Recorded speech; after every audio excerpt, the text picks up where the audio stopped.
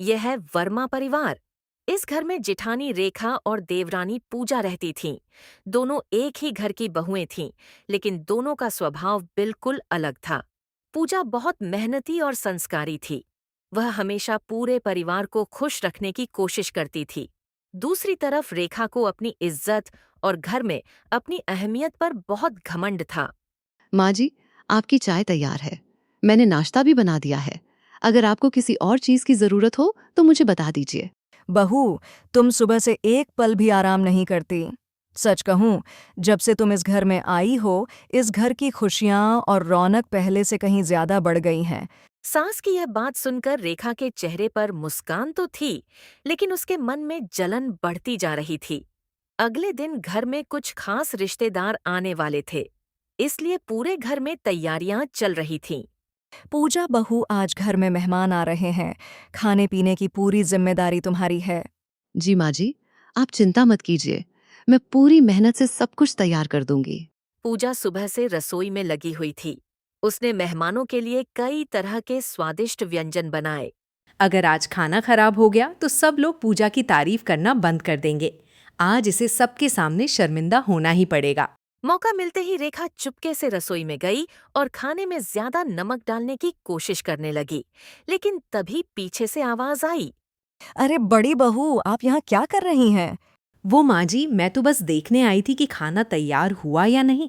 लेकिन रेखा की चाल इस बार कामयाब नहीं हो सकी। कुछ देर बाद पूजा रिश्तेदारों को खाना परोसने लगी। वाह! खाना तो बहुत स्वादिष्ट बना है। इतना स्वादिष्ट खाना हमने बहुत दिनों बाद खाया है। ये सब हमारी छोटी बहू पूजा की मेहनत है। एक बार फिर सब लोग पूजा की तारीफ करने लगे। यह देखकर रेखा के चेहरे पर गुस्सा साफ दिखाई दे रहा था। पहले मेरी बात घर में सबसे ज्यादा मानी जाती थी, लेकिन अब हर कोई पूजा की ही तारीफ करता रहता है। अगर मैंने जल्दी कुछ नहीं किया तो एक दिन सब लोग मुझे भूल जाएंगे। कुछ ही दिनों बाद घर में पूजा रखी जाती है। पूजा में शामिल होने के लिए सभी रिश्तेदार और मेहमान भी घर आते हैं। पूजा बहू, आज का दिन बहुत खास है। सभी मेहमानों का ध्यान रखना। जी माँ जी, आप चिंता मत कीजिए। मैं पूरी कोशिश करूंगी कि किसी को कोई शिकायत न हो। पूजा पूरे मन से तैयारियों में लग गई। वह रसोई, मेहमानों और घर के बाकी कामों के बीच लगातार भाग दौड़ कर रही थी।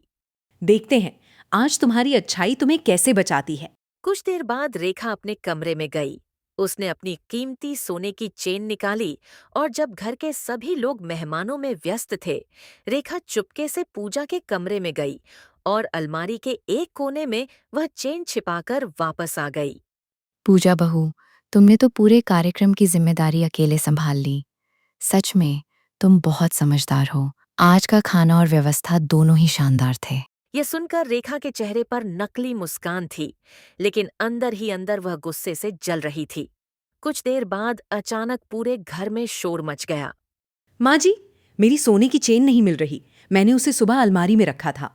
क्या? अच्छी तरह ढूंढो बहू, कहीं इधर उधर रख दी होगी। नहीं माँ जी, मैंने हर जगह देख लिया। वो चेन बहुत कीमती थी।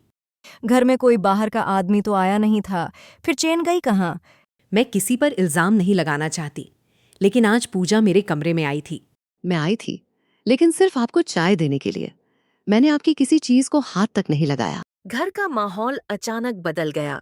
कुछ रिश्तेदार भी आपस में बातें करने लगे। माँ जी, मैं सच कह रही हूँ। मैंने कोई चेन नहीं ली। मैं ऐसा कभी नहीं कर सकती। बहू, हम तुम्हारी बात मानना चाहते हैं, लेकिन चेन भी तो ढूंढनी है।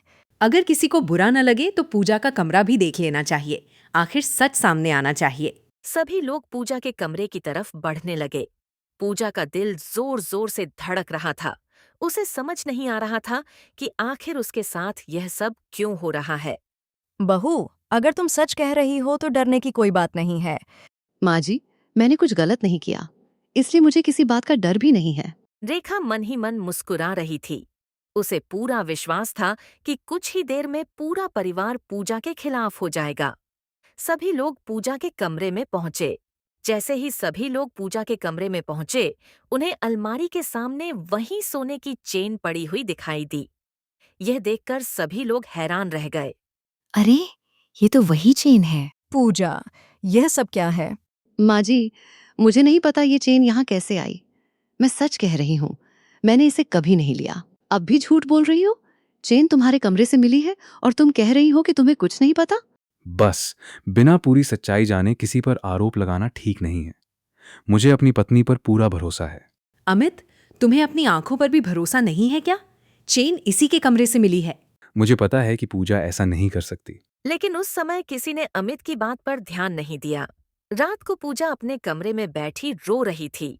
मैंने कभी किसी का बुरा नहीं किया, फिर मेरे साथ ऐसा क्यों हो रहा है? हिम्मत मत हारो। सच ज्यादा देर तक छिप नहीं सकता। अगले दिन सुबह सुबह ससुर जोर जोर से चिल्लाने लगे। उनकी आवाज सुनकर घर के सभी लोग घबराकर तुरंत बाहर आ गए। हर कोई हैरान था कि आखिर इतनी सुबह सुबह ऐसा क्या हो गया जिसकी वजह से ससुर जी इतने परेशान दिखाई दे रहे थे। अरे, मेरी फाइल कहीं नहीं मिल रही है। क्या तुम में से किसी ने उसे देखा है? उस फाइल में घर के सारे ज़रूरी कागजात थे। अगर वो नहीं मिली तो बहुत बड़ी परेशानी खड़ी हो जाएगी। मुझे तो लगता है कि एक बार फिर पूजा से पूछना चाहिए। भाभी, हर बार पूजा को दोष देना बंद कीजिए। इस बार ससुर जी ने फैसला किया कि घर में लगे सीसीटीवी कैमरों की रिकॉर्डिंग देखी जाएगी। सभी लोग टीवी के सामने बैठ गए। जैसे जैसे रिकॉर्डिंग आगे बढ़ी, सबकी आंखें खुली रह गईं। वीडियो में साफ दिखाई दे रहा था कि रेखा खुद अपनी सोने की चेन लेकर पूजा के कमरे में गई थी और उसे अलमारी में छिपाकर बाहर आ गई थी। तुमने अपनी ही देवरानी को बदनाम करने के लिए इतनी बड़ी साजिश रची? माँ जी, मुझसे बहुत बड़ी गलती हो गई। कृपया मुझे माफ कर दीजिए। मैंने गुस्से और जलन में आकर बहुत गलत किया। गलती? इसे गलती नहीं कहते। तुमने एक निर्दोष इंसान की इज्जत पर सवाल उठाया है। दीदी, अगर आपको मुझसे कोई शिकायत थी तो आप मुझसे बात कर सकती थीं। मुझे बदनाम करने की क्या जरूरत थी?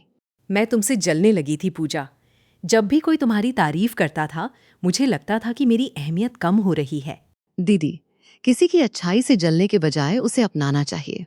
पूजा, मैंने तुम्हारे साथ बहुत गलत किया। अगर हो सके तो मुझे माफ कर देना। दीदी ने मुझे बहुत दुख दिया है, लेकिन मैं अपने परिवार को टूटते हुए नहीं देख सकती। मैं इन्हें माफ करती हूँ। आज तुमने साबित कर दिया कि इंसान की असली पहचान उसके संस्कार होते हैं। उस दिन के बाद रेखा पूरी तरह बदल गई। उसने पूजा को अपनी छोटी बहन की तरह अपनाया और कभी उसके खिलाफ कोई साजिश नहीं की। दोस्तों, जलन इंसान को गलत रास्ते पर ले जाती है, लेकिन सच और अच्छाई हमेशा जीतते हैं। इसलिए कभी भी किसी की सफलता से जलने के बजाय उससे सीखने की कोशिश करनी चाहिए।